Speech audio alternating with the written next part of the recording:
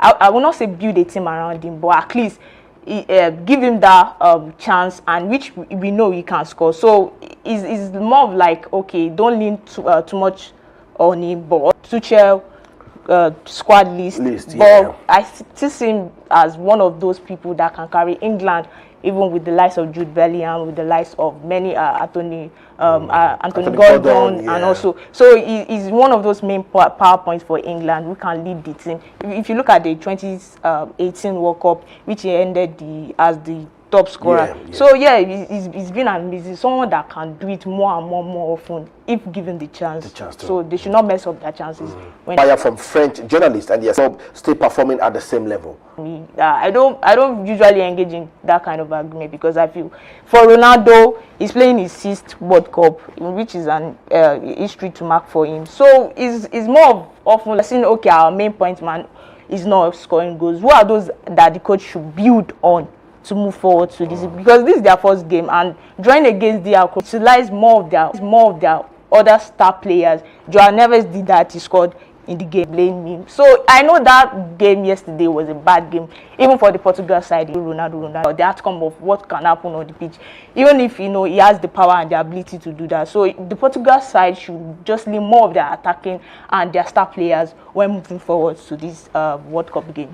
All right, let's take some result 1-1, and you look at that game, you're wondering what went wrong for the side like Portugal, and Joao Neves getting a goal in the 6th minute, and Jan Wissa getting a goal in of the golden generation of Belgium. He could not handle the team to greater promise. Now there are questions wondering, are we sure? You look at the expected goals, it tilts more in favor of DR Congo, 0.87, and for Portugal it's just 0.65. The ball possession went more in favor of Portugal, and 25% for DR Congo. But they say sometimes ball possession do not win you games. Yeah. Also look at shot on target, 7-8 for DR Congo. Shot on a target actually is 2 for DR Congo, 1 for Portugal. That's to show that they didn't create any aside from that goal from Joao Neves. Also you look at the big chances created, more in favor of DR Congo, 1-0 to Portugal. So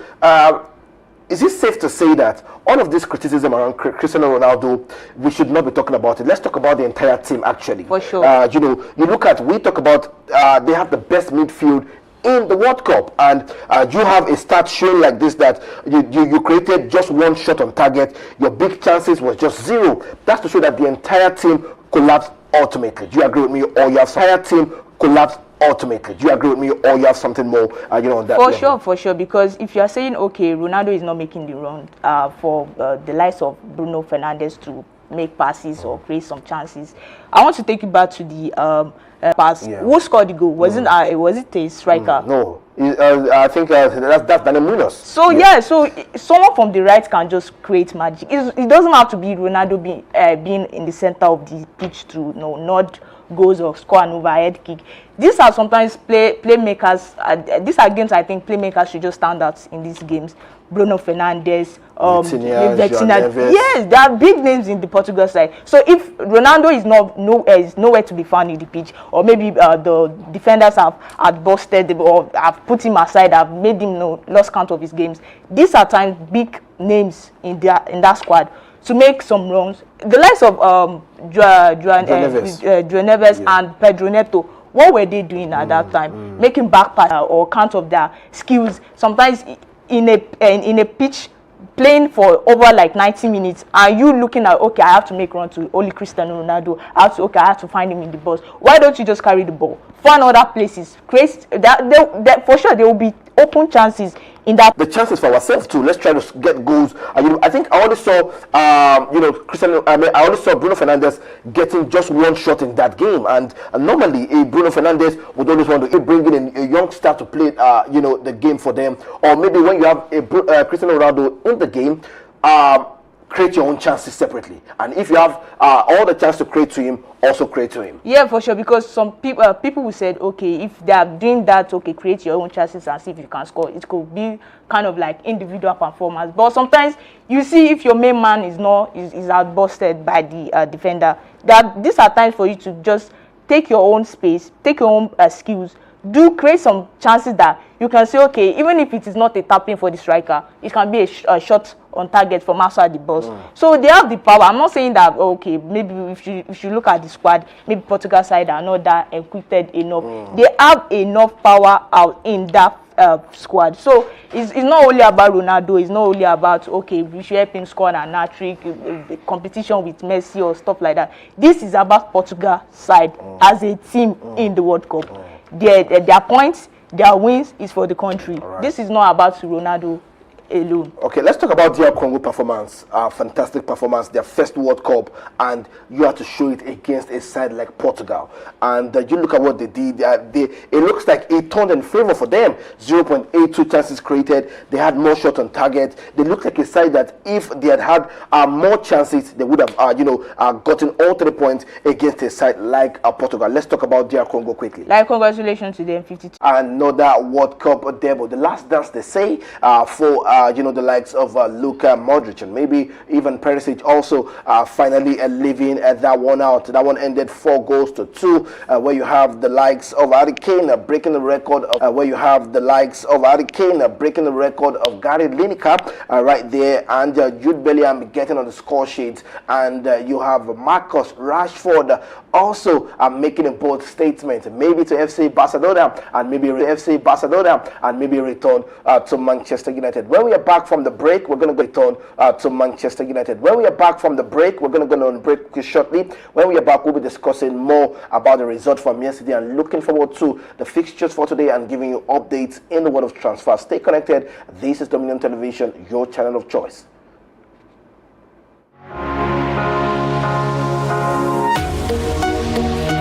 Live from the heart of the action. Welcome to the nerve center of Next Level Broadcasting.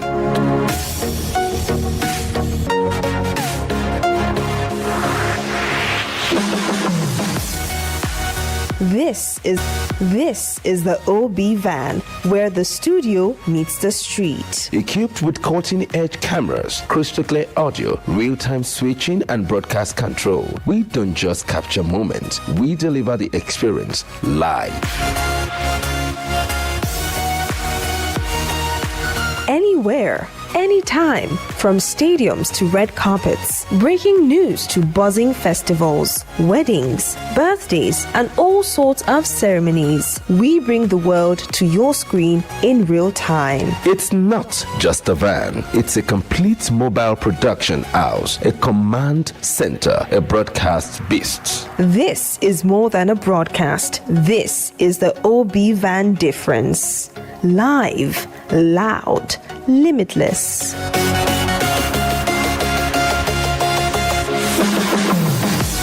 Ready to go live like never before? Book the OB van today and take your event to the world. One powerful broadcast at a time. To book, call 0705 506 1061 or dominion.org.ng or visit our socials on Instagram at Dominion Broadcast. Dominion Broadcast, your channel of choice. Right, you're welcome back from that break. You're still very much Confederation Cup, the result that went down yesterday, and we have the final showdown between El Kanemi Warriors and Ikorodu City right there at the Stephen Keshi Stadium right there in Asaba, 4 p.m. 27th of June. Right there is where you get the final ticket to the Continental games for next season.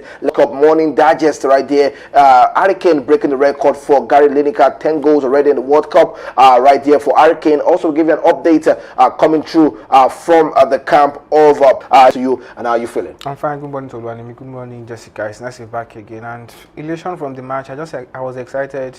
Loads of goals, and we are done with the first round of matches from the World Cup 2026 now. So looking forward to the next round of games that will determine the teams that will automatically rule themselves out of the next round or put themselves in Before, we left off from England against Croatia, and Harry Kane breaking the record, fantastic one for him. Jude Bellingham also getting on the score sheet. Elliot Anderson giving an assist, and you look at the controversy of the moment where we have Rashford getting on the score sheet, and there you go. Let's talk about the performance quickly. England 4-2. It wasn't a great performance for me from England because there were a lot of defensive frailties from them, and if they faced a stronger side in Croatia yesterday, I think they'll be punished for those chances they left behind at the back. And it begs the question why Thomas Tuchel selected those set of players that are representing England at the moment at the World Cup and choose to select those 11 that represented them yesterday on the field. So looking forward, they need to fix the defense if they want to go further in the competition and want to sing is coming home as long as they want to sing it. But going up front, we know the quality has always been there. They have Jude Bellingham, they have Harry Kane. You mentioned he broke Gary Lineker's record, and is one of those players that moves under the radar. He had a fantastic season with Bayern Munich, scoring over 50 goals. Now he's translating that form into the World Cup. I mean, no, he's a very important player for the English side. So the attack has not been a problem. Even when they brought off Noni Madueke, they brought in Bukayo Saka, they brought in Marcus Rashford, and those guys combined together to get them over the line at the end of the day. So the problem for England right now is the defense. Yeah, I was talking about that, and the rating right here, you have Konsa 5.7, John Stones 6.3, O'Reilly 6.3, Rich James 5.7. That's a poor shambolic performance, from the back line of the England side. And that begs the question, why was Harry Maguire not included in the squad? Why was Gueye, who had a great season with Crystal Palace at the first half and ended very well with Manchester City in the second half of the season, didn't make the starting bet yesterday? Why didn't you bring Harry Maguire? Why didn't you bring Trent Alexander-Arnold, who has been with the national team more than Reece James? That begs a lot of questions, but I know Thomas Tuchel saw the frailties in his defense yesterday. Pickford was fantastic. We know what he does with the English national side. That's why he's in the #1 spot. So for those players that were under par yesterday, Konsa, John Stones, who I think shouldn't make this, was England squad, England squad because of the season he had in Manchester City, but they're giving him a farewell dance in the national team, and that's what he's done for them yesterday. Maybe they're going to rethink that in the next game and bench him for maybe Gueye or rejig the defensive setup for the next game. So that's where the problem lies currently for England, for English national team. But for Croatia, they ruled their chances. They had chances to level the game. They came back from the penalty from Kane. They got one back. The second goal from England, they got the back two in the first half. But immediately the second half came around, they just downed the twos and they couldn't get the ball over the line. So for Croatia, it was a case of missed chances. For England, they need to up their ante in the defense, and let's see what happens in the remaining games of the group. All right, beautiful. I'm going to ask to Jessica quickly. You look at that performance from Croatia. Do you think they still have any chance to muster themselves out of this group and maybe get a ticket to the round of 32? For me, if you look at the 2018 World Cup, you can see Croatia were like in their own period of time. So for 2022 World Cup also, they tried also. But this time around, the likes of Modric, which could be his last World Cup, even Perisic also, these are times that I feel like they should bring more in-growth player from their side, invite more international players to their side, because if you keep on relying on the old players, time will pass. It's not something that they will continue doing. So it has to do with them settling in, and settling in cannot even, I don't think this World Cup can give them a chance of them gathering their players very well. So it's more of like, if they can still progress through to the group stage, it could be more of like a miracle if they can handle their game plan very well, manage it very well, because it's looking tight. This game against England, even if their defense, Modric even cost the penalty. So you can see time is not on their side. Players are getting old, so they have to just empower and give more chances to players that can fight, the players that can be like an attacking force to them, so that they can progress. And if they progress, it will just be on miracle, and they should just pray that if anything happen in the round of 32, they will just be knocked out from there. All right, Samiruddin, let's look at that group: England, Ghana, Panama, Croatia. Just like Jessica said, maybe miracle? Do you think a miracle would happen, or do you think Croatia might just leave out maybe second position or maybe the best loser? They can get that second position. They still have games against Panama and Ghana. Yeah. Every game won't be like the one against England. That's the beauty of the World Cup for them. They won't play England in the next 2 matches. And for me, on paper, these teams look like they are level on par with Croatia. Even maybe Croatia might be a little bit technical than them and have more experience. So it's still open. Only England look like the side that are very dominant right now at the moment, but they too, they have their defensive problems. So it's still open. It's just one game into the World Cup. You have 2 games, 6 points to grab. Anything can still happen. So you're saying you can't see a shocker in that group stage? Maybe Ghana getting a win over Croatia? Ghana can get a win, but I'm not ruling Croatia out.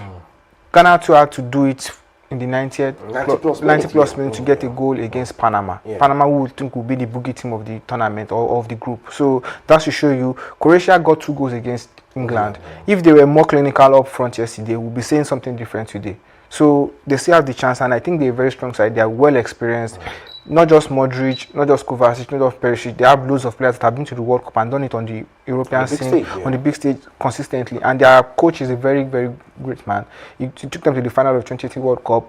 They did well at the last World Cup, and now again, it's still with the side. That's to show you this is a unit that has worked together and passed through several times, turbulent times together. So they've done it before, and I feel they can do it again. Okay, let's look at the Marcus Rashford situation quickly. Sanuruddin, we're just going to tilt a little bit to transfer, because it's been buzzing. People asking the questions. Anthony Gordon, 80, FC Barcelona, you could not remit it. Just 30 to 35, million for Marcus Rashford. And look at the performance he pulled off. Anthony Gordon did not have the best of performance in his first World Cup game right there for England yesterday. You just try to just oppose it for me. What do you think Barcelona is missing out? What mistake did they make? And did Rashford actually deserve such situation that FC Barcelona had to put him through?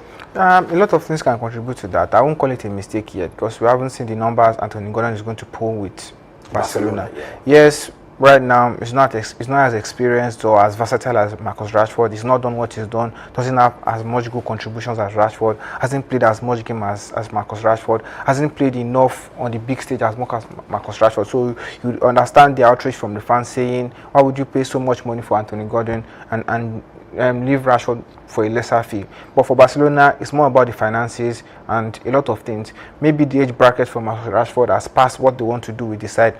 You don't know the decision of Hansi Flick and the team Deco and what they've thought about before they made that decision. And for Gordon, like I said, it's not a mistake yet. It's not put up the numbers or done anything for Barcelona, and it could be the turning point. We saw what Rafinha did with Leeds. A lot of people complained about the amount of money that was paid for Rafinha to move over to Barcelona, and see what he's doing for them. He's one of the best players in La Liga at the moment. So Anthony Gordon also has the chance to surpass what Marcus Rashford has done. So right now, if you are judging by what has happened, Rashford at the World Cup, Rashford for me would always have a better time stint with the English national team more than Anthony Gordon. He hasn't done enough, in my own opinion, to bench Marcus Rashford. But for Thomas Tuchel, that was what he saw in training. That is the player he saw fit enough to start the game against Croatia. We might see Marcus Rashford start the rest of games. On a normal day, in the Arsenal side, normally cases for Bukayo Saka, but due to injury or one or two things, maybe Thomas Tuchel has done in the training, he elected Madueke to start up front. And when Bukayo Saka and Rashford, they were called upon, they did what they have to do. They assist and goal. And for Marcus Rashford, it's dicey for him at the moment, but I know he doesn't want the buzz at the moment. He doesn't even want to face the media on what's going on about his future. We know what the World Cup does. It increases the transfer value of players and decreases some for others. It enhances players to the big stage. So this is a chance for him to show Manchester United and intending clubs who would want to snatch him over to their side and say, I still have this in me, I can do it again. And it's what a way to announce yourself. One goal from a substitution appearance, and we'll still get more appearances from him before the World Cup ends. So that's going to determine a whole lot about the decision Michael Carrick and the men at Carrington will take over his decision for his future. And I know there are a lot of clubs, if Manchester United don't even want Marcus Rashford at the moment, there are a lot of top clubs in the world that would want to have Marcus Rashford in their side. Just the problem will be the financial package that will surround the situation. So this is a chance for him to prove to everyone and say, I'm still on top of the game. I know what I can do. He went on a loan stint with Aston Villa, went on to Barcelona to do great things. He was one of the players that won the La Liga for them last season. So he's now back at Manchester United. Barcelona couldn't pay his fee, they elected Anthony Gordon, would look at that at the end of the World Cup and say, okay, has this been a stellar performance for him? What has he done to his transfer portfolio?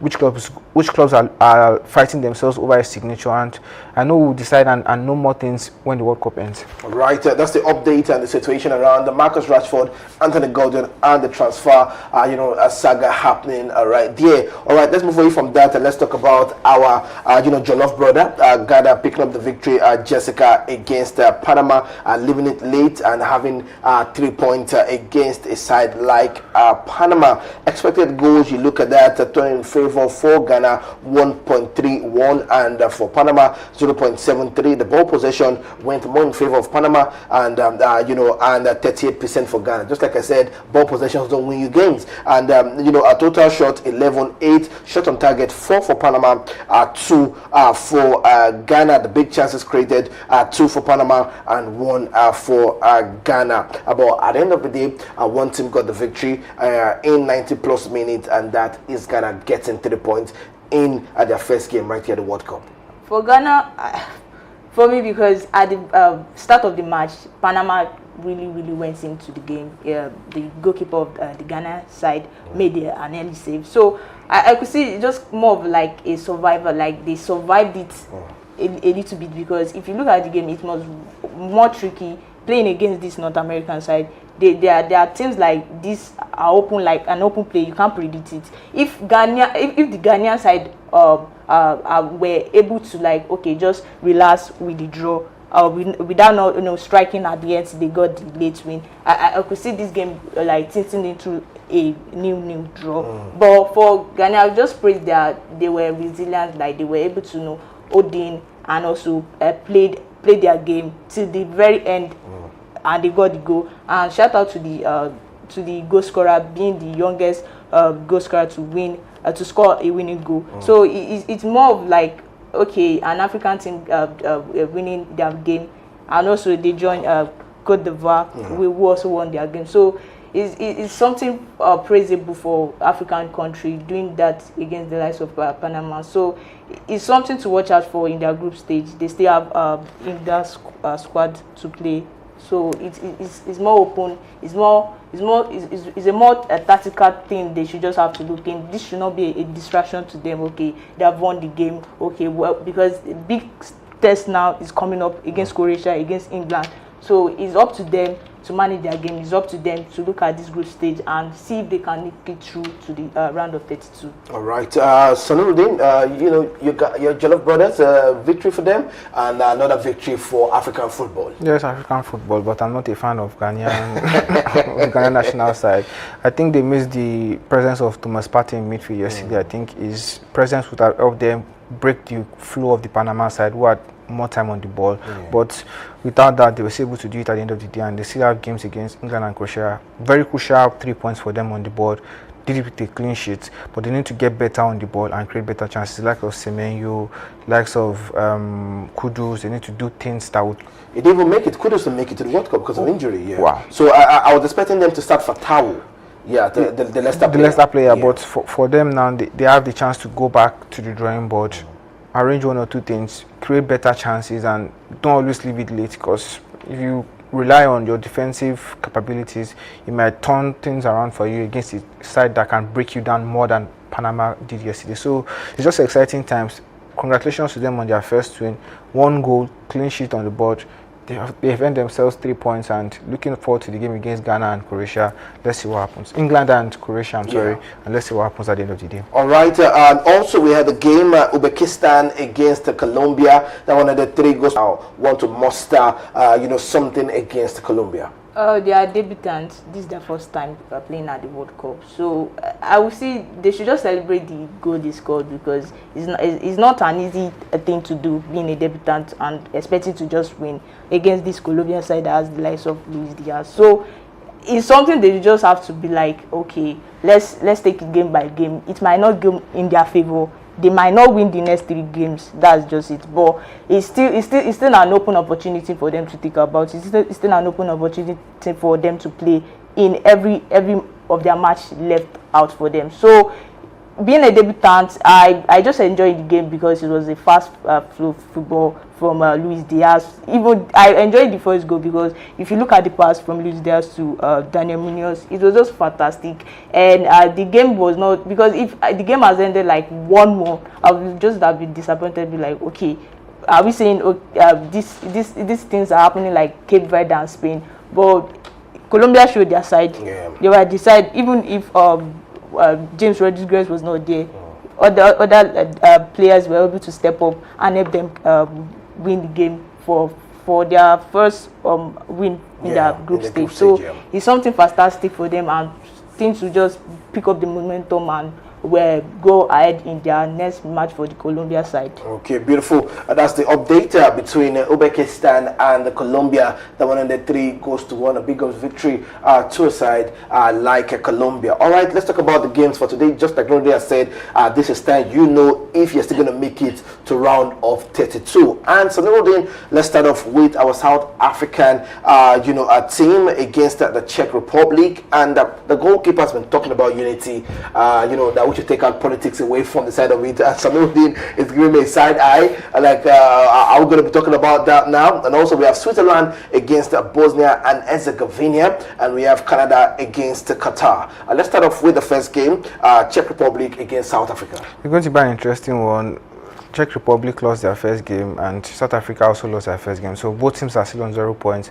South Africa lost to the host nation, one of the host nations, Mexico, and Czech Republic thought they could play around football and get over the line, but North Korea had different options for different answers to that, and got 2 goals that give them the victory the other day. So it's going to be an interesting one. South Africa, they know they have to put points on the board, and for Czech Republic, I think they need to change the dynamics of the way they play.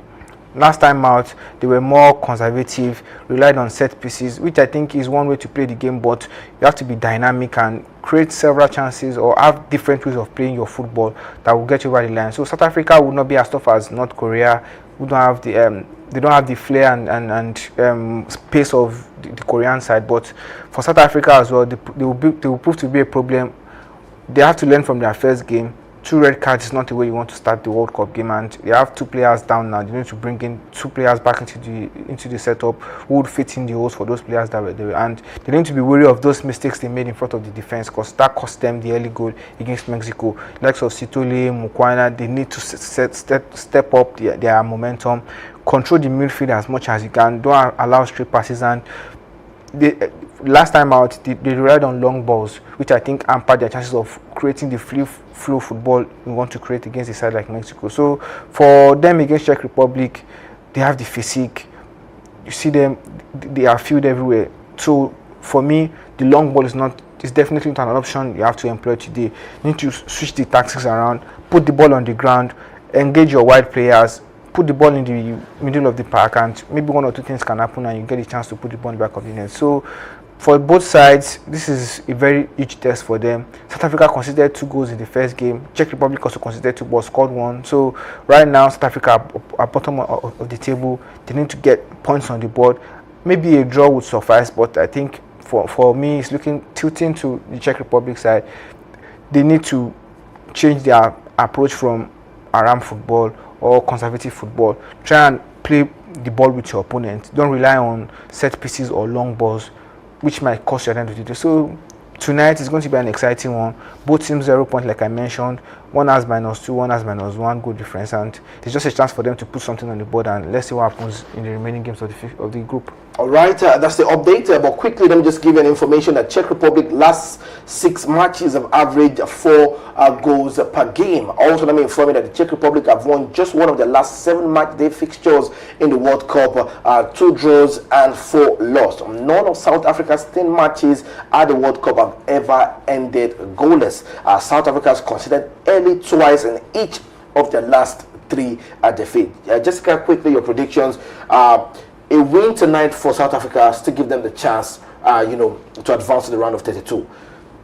A defeat tonight, I think it's final goodbye back to South Africa, Cape Town, or maybe Johannesburg. I feel it's a draw.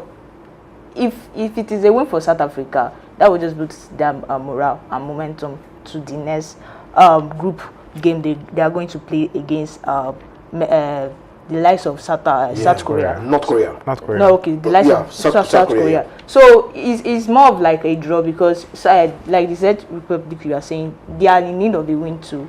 They need to win their game too. So South Africa and this with Czech Republic playing tonight is something more of like who need the win more should show up.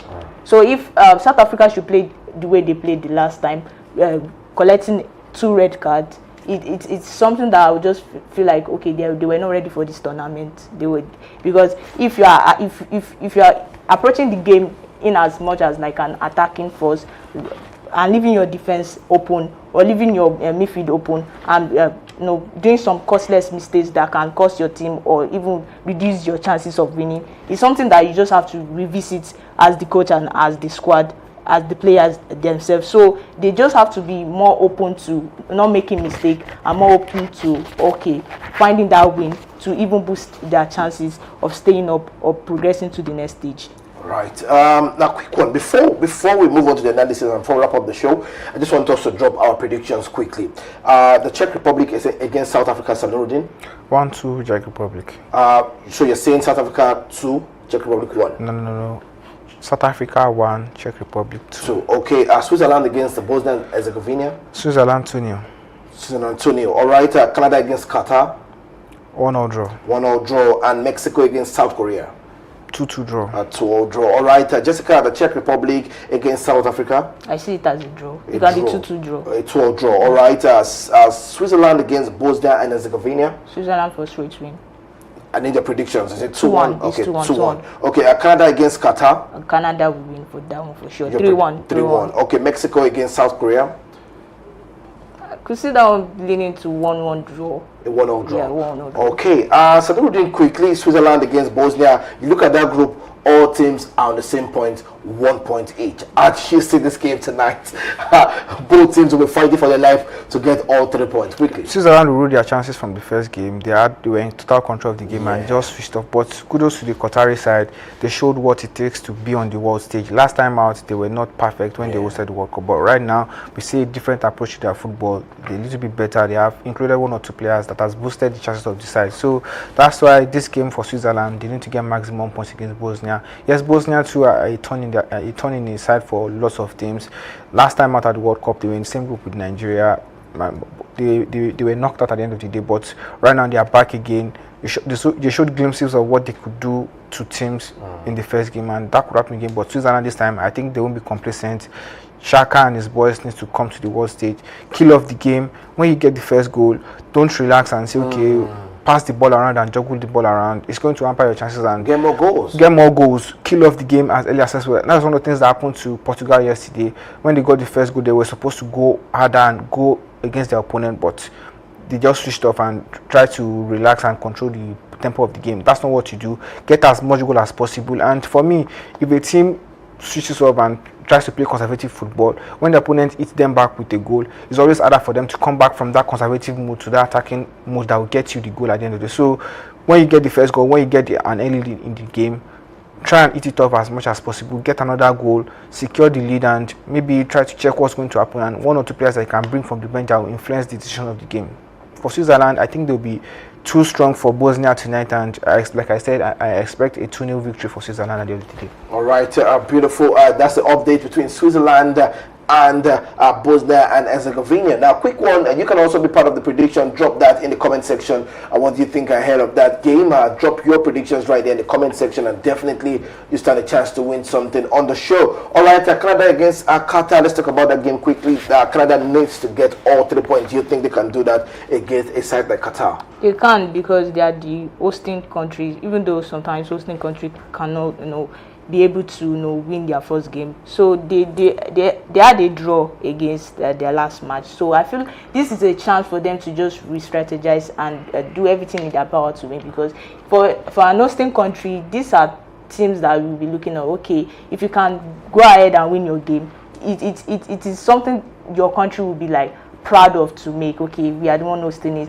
Okay, there are chances for us, okay, making it to the round of 32. So for Canada, I see them winning this game because it's more open. Even Qatar, I can't write off Qatar even though, but it is more of in favor of them, sitting into their favor, and I see them having that more power to be able to win this game.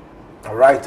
Quickly, the last game, Mexico against South Korea. So before I go, the Qatari side, I think they have something in store for us this season, and a lot of people are not putting their eye to it. The Canadian side are not a very strong side. I saw them in the first game. Yes, they have one or two things. They have pace in the side, but they don't look like a side that can destroy that Qatari side outrightly like that. So it's going to be an interesting one. And assistant it's going to be a draw at the end of the day. For the Mexico South Korea game, that's the biggest game in the group.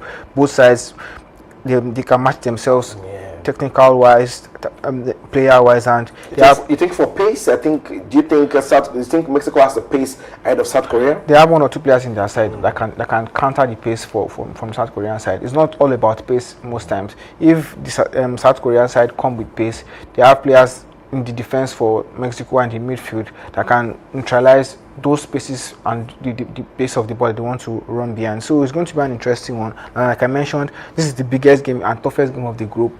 Host nation Mexico got the 2-0 victory over South Africa, but they need to be wary this time around. It's not an African side. South Korea, they have technical players. Minson is leading the charge again. We saw what they did to Germany the last time out, and there is a side that will keep coming at you.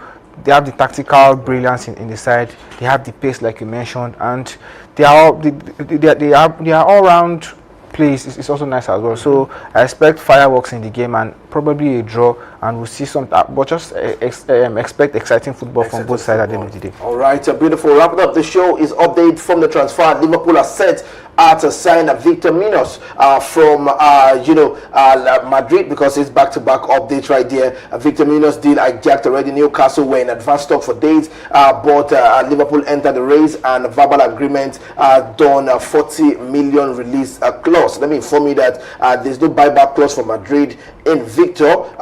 To Liverpool, Real have the right to first refusal in case of future proposals and received 20 million euros from Osasuna. But in the case the player has the final say right there. That's the update. And also retirement, Mexican legendary goalkeeper Memo Ochoa would retire from professional football after this World Cup. That's the update we are getting from transfer and also from the camp of Mexico and the World Cup star Ochoa. So now we're doing one word before you go quickly. Enjoy the games tonight, and I think we're getting to the pivotal stage. Next couple of games will determine the fate of many teams into the World Cup. So keep your eyes open and stay close to the television, because you don't know what might happen. Don't wait for the commentator to shout before you blink your eye open again, and just enjoy the football and enjoy all other sports. Okay, beautiful. Jessica, one word quickly. I mean, stay up night. Do a night VG. Soak your leg inside the water. Watch all games, because it's like if you're reading. But this is a beautiful game of football. This is the World Cup.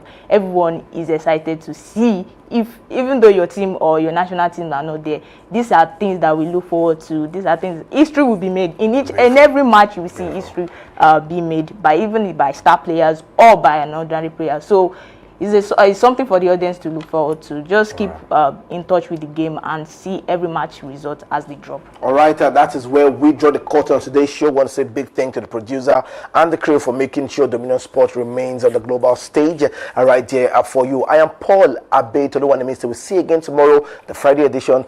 Keep watching sport and keep staying connected to Dominion Television, because this is your channel of choice.